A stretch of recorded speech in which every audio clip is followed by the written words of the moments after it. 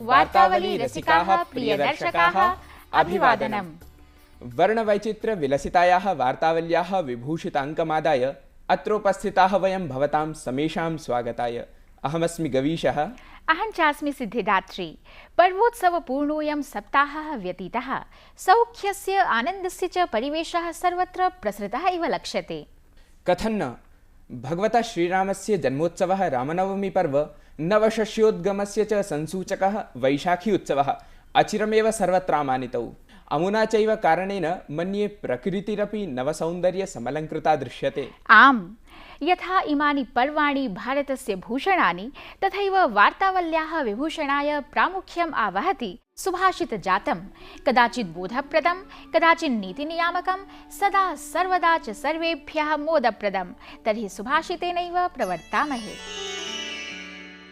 अक्रोधेन जयेत् क्रोधम् असाधुं साधुना जयेत् जयेत् कैदर्यं दानेन सत्येन चानृतं जयेत्।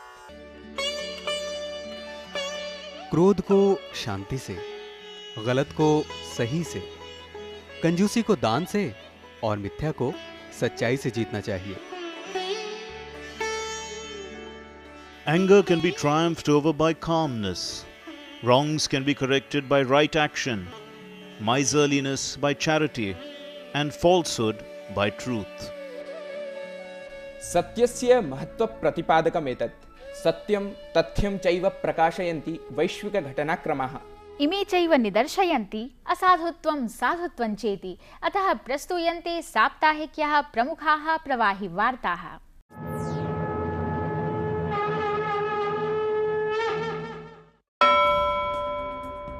प्रधानमन्त्रिणा श्री नरेन्द्र मोदिना बाबा साहेब अम्बेडकरस्य जन्मस्थलात् महूतः ग्रामोदयात् भारतोदयाभियानम् आरब्धम्। इदम् अभियानम् एप्रिल् मासस्य 14 दिनाङ्कात् अम्बेडकरस्य सपादशततम्याः जयन्त्याः समारभ्य 24 दिनाङ्कपर्यन्तं प्रचलिष्यति। इंदिरा गांधी राष्ट्रीय कलाकेन्द्रस्य कार्यकारिणी विसर्जिता। संस्कृतिमन्त्री महेश शर्मा कार्यकारिण्याः 20 सदस्यान् विनिष्कास्य वरिष्ठ पत्रकारं रामबहादुर रायं नूतनाध्यक्षपदे नियुक्तवान्। केरले कोल्लमस्ते पुत्तिङ्गल मन्दिरे दुरापन्न भीषणाग्निकाण्डे 10,100 जनाः पञ्चतां प्राप्ताः, 300 व्रणिताः। मन्दिरे नववर्ष समारोहायोजनावसरे दुर्घटनेयं दुरापन्ना। राष्ट्रपतिना प्रणव मुखर्जिना ख्यातनामानो 58 जनाः पद्मपुरस्कारैः सभाजिताः। प्रोफेसर NS रामानुज ताताचार्यः, स्वामी तेजोमयानन्दः, रामसुतारश्च पद्मभूषणेन भूषिताः। स्वामी दयानन्दः मरणोत्तरं पद्मभूषणेन सम्मानितः। संस्कृतपण्डितः डॉक्टर रवीन्द्रनागरः पद्मश्री बहुमानेन सभाजितः। महाराष्ट्रस्य कतिपयक्षेत्रेषु अनावृष्टि शुष्कता कारणेन पेयजलस्य अतिशयाभावः जायते। लातूर जनपदे तु जलापूर्तये जलपूरितं रेलयानं सम्प्रेष्यते। एप्रिल् मासानन्तरं सर्वाश्चापि IPL क्रिकेट् स्पर्धाः महाराष्ट्रात् बहिः समायोजयिष्यन्ते। बम्बई उच्चन्यायालयेन निर्णयोऽयं तत्रत्यं जलसङ्कटं निध्याय संश्रावितः। सुशीला कार्की नेपाले सर्वोच्च न्यायालयस्य कार्यकारी न्यायाधीशपदे विनियुक्ता। नेपाले इदं प्राथम्येन न्यायपालिकायाः सर्वोच्च पदे महिला विनियुक्ता अस्ति। निखिलेपि देशे भारतीय नववर्ष महोत्सवः नवरात्रिपर्व वैशाखी मेषादि बोहाग्बिहु विषु संक्रांत्यादि विविधाभिधानैः आमानितः। नूतन सस्यकर्तन रूपेण चापि अयमुत्सवः परिपालितः। गतदिने रामनवमी प्रसंगे भक्तजनैः मन्दिरेषु सविशेषं भगवतः श्रीरामस्य अर्चना कृता। प्रसंगमेनमालक्ष्य दिल्ल्यां भारतीय संगीत सदनेन गोस्वामी तुलसीदासस्य चौपाई पद्यबन्धमनुसृत्य पंचवटी राम वनगमन घटनयोः मञ्चनं कृतम्।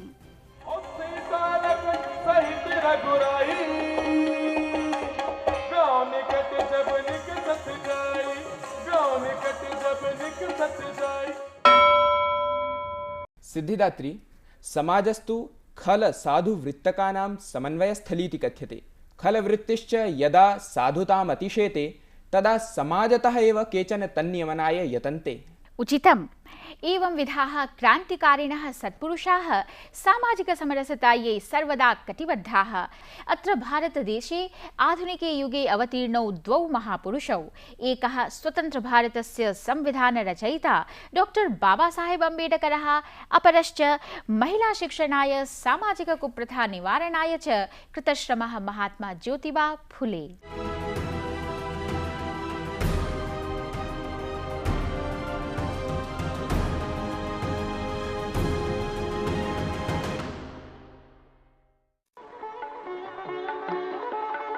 अस्मदीय देशे राजनीतिक स्वाधीनतायै यावान् संघर्षः सम्पन्नः तावानेव उत वा ततोपि तुमुल संघर्षः सामाजिक दास्यबन्धात् विमुक्तये समपद्यत। जात्याधृत भेदभावस्तु युगान्तरेभ्यः अस्मदीय समाजाय शूलमिव परिपीडकः सिद्धः। तत्रापि दलितवर्गास्तु सामाजिकार्थिकाधिकार शून्याः सन्तः पशुवत् परित्रासम् अधिगच्छन्ति स्म। एषां सामाजिक कुप्रथा पाशानां व्यवच्छेदनस्य उदात्तकार्यम् अङ्गीकृतं महापुरुषद्वयेन डॉक्टर बाबासाहेब भीमराव अम्बेडकरेण तत्पूर्वं च महात्मना ज्योतिबा फुले वर्येण। उभावपि सामाजिक शोषण पीडित जातिजातौ आस्ताम्। भीमराव अम्बेडकरस्य जन्म 19 शताब्दे 91तमे वर्षे मध्यप्रदेशे महूनगरे अभवत्। महाराष्ट्रे स्वीये पैतृकग्रामे बाल्यावस्थायां कालं यापयन् असौ जातिगत भेदभावैः तज्जन्यतिरस्कारैश्च पौनःपुन्येन परित्रासितः। शैशवादेव मेधाप्रसादालङ्कृतेन भीमरावेण अन्यायोत्पीडनपरिहाराय विद्यार्जनमेव प्रभावी शस्त्ररूपेण परिज्ञातम्। न्यायशास्त्रे अर्थशास्त्रे च सर्वोच्च पदव्यौ अधिगम्य भारतं प्रतिनिवर्त्य भीमरावेण दलितानाम् अभ्युन्नतये स्वीय बुद्धिकौशलं समर्पितम्। शिक्षा संघटन संघर्षाणां त्रिसूत्रम् आत्मसात् कर्तुं तेन दलितजनाः प्रबोधिताः। भारतस्य स्वातन्त्र्यानन्तरं डॉक्टर भीमराव अम्बेडकरः भारतस्य आद्य विधिमन्त्रिपदम् अलङ्कृतवान्। स्वतंत्र भारत कृते च संविधान निर्माणस्य दायित्वं तस्मै समर्पितम्।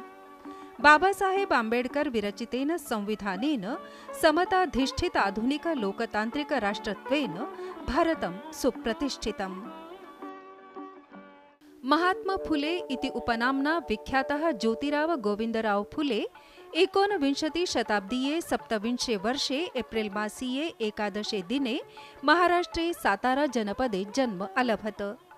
क्रान्तदर्शी, चिन्तकः, समाजोद्धारकः, लेखको दार्शनिकश्च ज्योतिरावः जातिवादम्, अशिक्षां, विषमताः, वर्णद्वेषभावांश्च विरुध्य प्रबल संघर्षं व्यदधात्।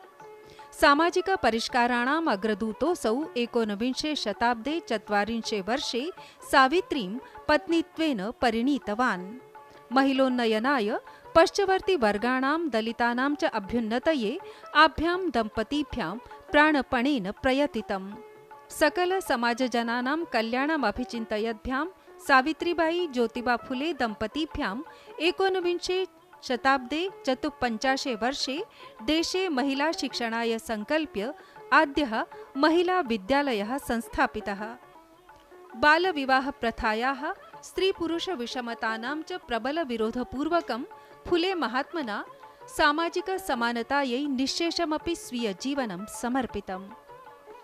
समाजोद्धाराय समर्पित सर्वस्वाय अस्मै महानायक युग्माय अस्मदीयः एषः भावाभिषिक्तः प्रणामाञ्जलिः।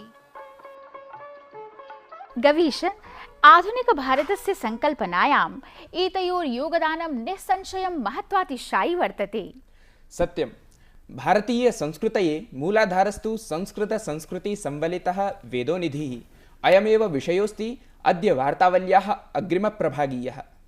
दर्शकाः विचिन्तयन्तु तावद् विषयमेनं सविस्तरं ख्यापयामो वयम् अल्पविरामानन्तरम्। गवीश, वेदोनिधिः त्वया उल्लिखितः, मन्ये अयं तु न केवलं भारतीयेभ्यः अपि तु देशदेशान्तरीयेभ्योऽपि विद्वज्जनेभ्यः चित्ताकर्षकः प्रतिभाति। तदर्थमेव बहवो वैदेशिकाः अपि संस्कृतानुशीलनपराः। तेषु एव अन्यतमः कवीन्द्र ऋषिः इत्युपनामा केनेडादेशीयः डॉक्टर जेफ्री आर्मस्ट्रांग महोदयः। एष महानुभावः योगायुर्वेदशास्त्राणां भगवद्गीताप्रभृतिग्रन्थानां च सुविख्यातः शिक्षकश्च कास्ति। अद्य च संवादाय अत्र उपस्थितोऽस्ति। शृण्वस्तावत्।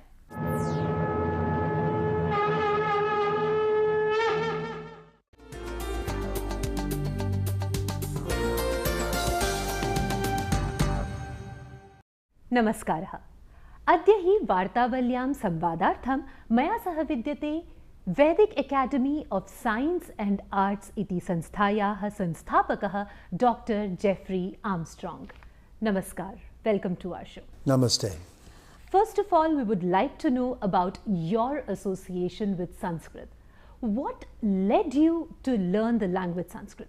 Well, it started out as me being a poet and becoming an English major and studying literature. And quickly I found out that Sanskrit was behind all of the other Indo-European languages and English and Anglo-Saxon and so many of the contributors. So at first, just as a literate person, I pursued it. And then the love affair grew more and more. In one of your recent articles, you had stated that if you closely observe, you can see Sanskrit everywhere. Why did you say that? I'm now also working on a book about the Sanskrit words that are hidden in English. So for example, if someone has a good vocabulary, it's a vachcabulary. So this means it's also about vach. Well, here's another one. There's two kinds of gurus, Siksha and Diksha. So if you want to know about words, what book do you go to? A dictionary? Dictionary. It's Diksha. It's not a dictionary, it's a dictionary.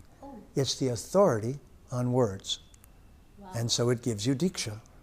And that's how you know that you're getting the right meaning. So a Diksha guru is someone who initiates you and tells you the truth of the Vedas.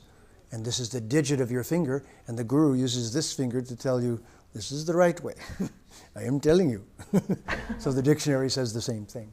So in your opinion, what is the strength and beauty of the language Sanskrit?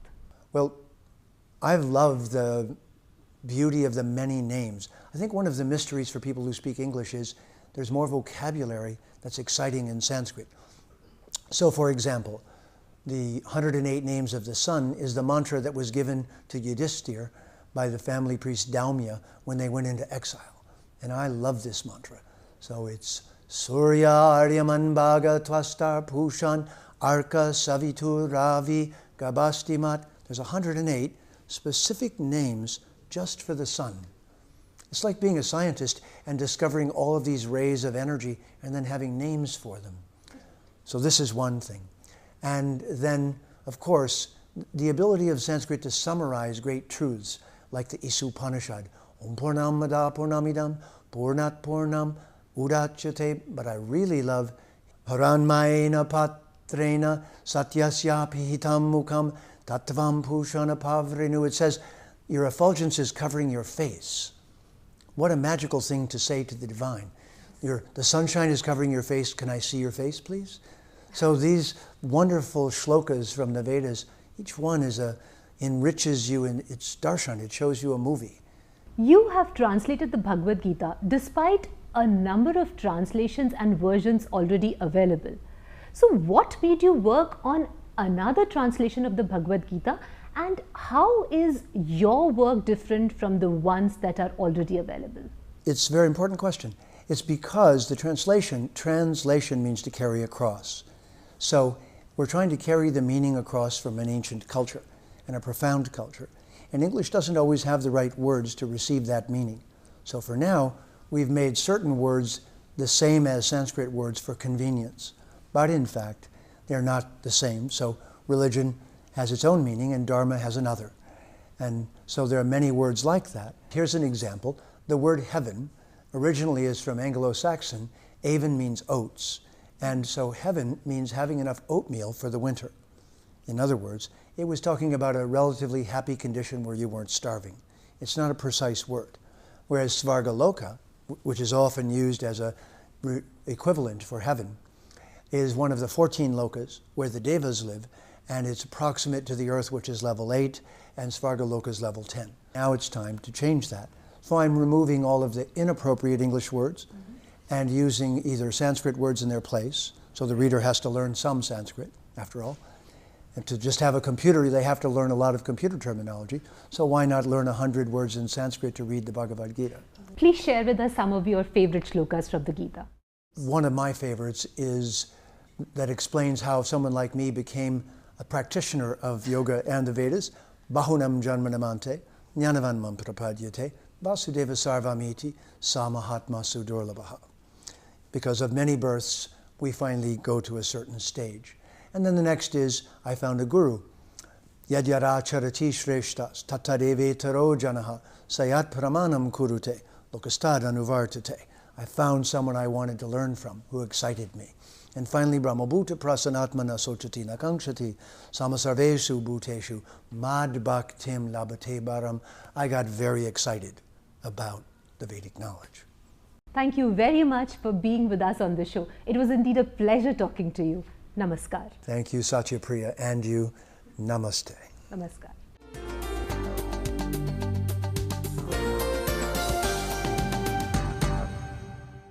अहो दुग्धम गीतामृतं महत् पायितञ्चात्र अमुना विद्वद्वरेण मह्यं तु प्रतीयते यद् अनेन महानुभावेन भगवद्गीता पूर्णाधीता गङ्गाजललवगणिका पीता। दृष्टमस्माभिः यत् संस्कृतभाषायाः सार्वत्रिकप्रभावः विशदीकृतः अमुना विदुषा। जाने अयमेव प्रभावः अस्मदीयगीतानुवादस्पर्धायामपि स्फुटीभवति। अतः विविधदिग्देशवर्तिनोऽपि नानाभाषाभाषिकाः लोकाः अस्मदीयस्पर्धागीतानाम् अनुवादार्थं पुनः पुनः प्रयतन्ते। एवम् अद्य तु गीतस्पर्धायाः निर्णयोद्घोषणादिवसः। अस्य कृते नैके गीतानुवादाः अस्माभिरधिगताः।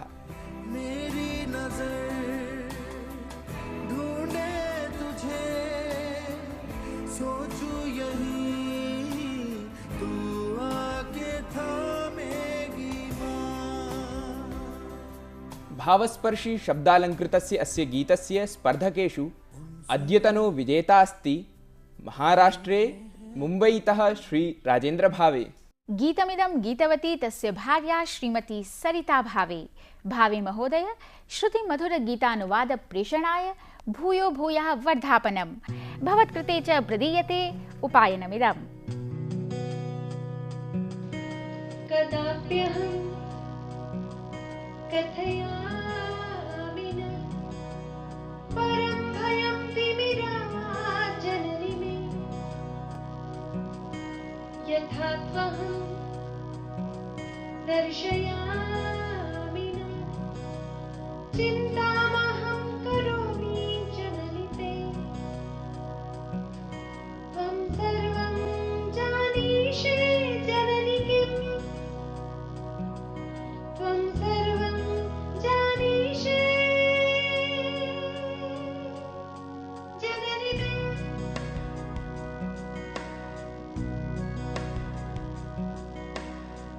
सम्मर्दे मां परित्यज प्रत्येतुमशक्यं गेहं जननि मे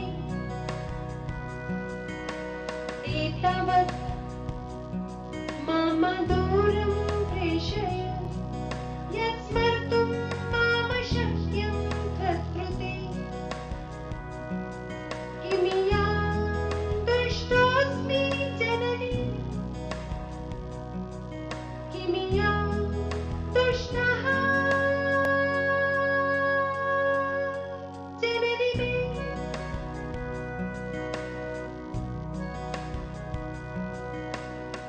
मार्मिकं गीतमिदं श्रुत्वा मातृस्नेहाभिभूतोऽस्मि। इमाः एव स्पर्धागीतप्रविष्टिः अनुसृत्य उपकल्पितम् अस्माकम् अद्यतनं संस्कृतशिक्षणम्।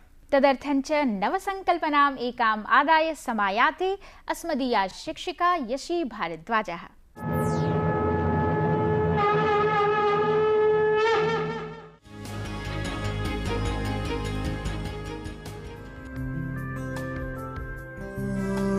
मैं कभी बतलाता नहीं पर अंधेरे से डरता हूँ मैं माँ। अभिवादनम।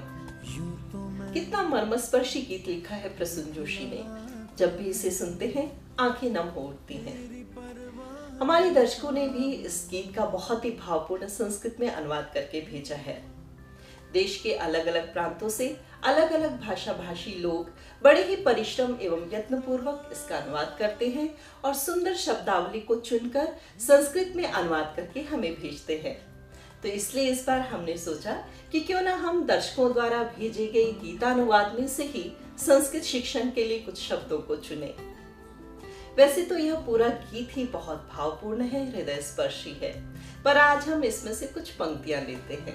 भीड़ में यूं न छोड़ो मुझे। जैसे गीत की ये पंक्ति लेते हैं, घर लौट के भी आना पाऊं माँ। इस पंक्ति का राजेंद्र भावे जी, जो कि इस बार के हमारे स्पर्धा के विजेता हैं, उन्होंने किस तरह से अनुवाद किया है ये देखते हैं। प्रत्येतुम अशक्यम की हम। वहीं अनिमा पांडे दिल्ली से लिखती हैं, गृहम आगति ही न भवेत। और इस बार 10वीं कक्षा के एक विद्यार्थी ने भी अनुवाद भेजा है, आदित्य रंजन पटना से। इन्होंने लिखा है, गृहम प्रत्यावर्तितुम न शक्ष्यामि। तो लौटने के लिए इन्होंने शब्द प्रयोग किए, प्रत्येतुम, प्रत्यावर्तितुम, न आगति ही। अब दूसरी पंक्ति देखिए, गाने के बोल है, क्या इतना बुरा हूं मैं माँ। कितने हृदय स्पर्शी बोल हैं, क्या इतना बुरा हूं मैं माँ। राजेंद्र भावे जी ने इसका अनुवाद कैसे किया है देखते हैं। वो लिखते हैं, किम इयान दुष्टोस्मि जननी में। उन्होंने बुरा के लिए दुष्ट शब्द का प्रयोग किया है। वहीं डॉक्टर विभा बोकारो से लिखती हैं, तावत असन अस्मि किम मातृके। यहाँ इन्होंने असन शब्द का प्रयोग किया है बुरा अर्थ में। असन में मूल शब्द है असत। असतोमा सदगमय में यही शब्द का प्रयोग है। सत और असत, सत यानी कि अच्छा और असत यानी कि बुरा।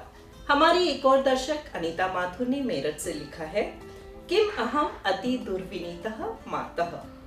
यहाँ इन्होंने बुरा के लिए दुर्विनीतः शब्द का प्रयोग किया है। विनीतः में दुर उपसर्ग लगाकर दुर्विनीतः शब्द बना है। अब एक और पंक्ति लेते हैं इस गाने की। चेहरे पर आने देता नहीं, दिल ही दिल में घबराता हूँ मैं माँ। हमारे विजेता राजेंद्र भावे जी इसका अनुवाद ऐसे करते हैं, मुखे ही न आनयामि किमपि हृदये हम बिभेमि जननी में। मुखे अर्थात मुख पे आने देता नहीं हूँ, दिल ही दिल में बिभेमि यानी कि डरता हूँ या घबराता हूँ। दूसरे दर्शक हमारे लिखते हैं, वदने तु न आनयामि भीतिम हृदि खलु बिभेम्य हम मातः। ये अनुवाद किया है रेशमी राजकृष्णन ने पुदुक परियारम से। इन्होंने मुंह के लिए वदन शब्द का प्रयोग किया है, जो कि वद धातु से बना है, जिसका अर्थ होता है बोलना। उज्जवल राजपूत दतिया मध्य प्रदेश से लिखते हैं, आननात् वारये लक्षणम अंतरस्य आवेगस्य अंबिके। अंतर के आवेग के लक्षण को चेहरे पर आने से वारय अर्थात रोकता हूँ। देखिए कितना सुंदर अनुवाद है ये। मुखे हि न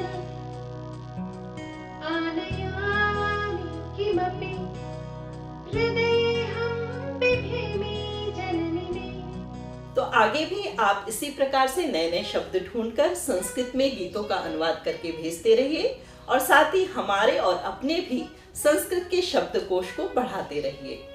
आज के लिए बस इतना ही। नमो नमः। शुभमस्तु। नवीनेयं शिक्षण संकल्पना वस्तुतः एव रुचिकरी प्रतीयते। इमान् शब्दान् अधिकृत्य यावत् भवन्तः दर्शकाः किञ्चित् विचिन्तयन्ति तावत् क्षणिकविरामम् अधिगन्तुम् इच्छामो वयम्। परं शृण्वन्तु भवन्तः, विरामानन्तरमपि वर्तते किञ्चित् नावीन्यम् अस्मदीये कार्यक्रमे अभिनवे स्पर्धागीते। तर्हि न कुत्रापि गन्तव्यम्, वयम् इतो गताः ततश्चागताः। सिद्धिदात्री, सम्प्रति सत्वरं विज्ञापय, अभिनवस्पर्धागीतविषये किमस्ति नावीन्यम्? नूतनमिदं स्पर्धागीतं सुमधुरायाः उर्दूभाषायाः सुकोमलशब्दैः संवलितमस्ति। उर्दूकविना शहरयारेण मञ्जुलशब्दसुमनैः गुम्फितमिदं गीतम् उमराव जान चलचित्रे अभिनयकुशलिन्या अभिनेत्र्या रेखया अभिनीतम्। संगीतकारेण खय्यामेन स्वरसज्जालङ्कृतं गीतमिदं गायति आशा बहुसले।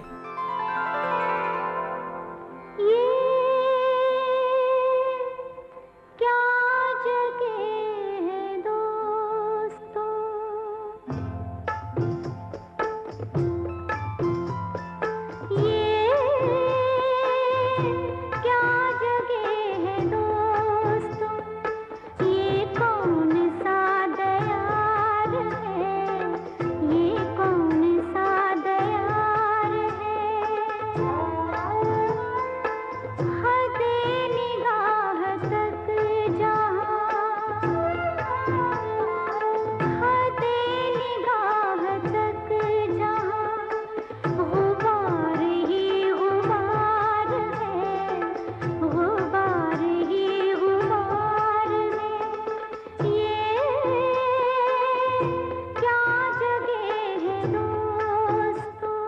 गीतगताः उर्दूशब्दाः नहि भीतिकराः मन्तव्याः मित्राणि तत्र वर्तन्ते भवतां साहाय्यार्थम्। सपदि च अनुद्यन्तां राष्ट्रियपुरस्कारचतुष्केन समलङ्कृतं गीतमिदम्।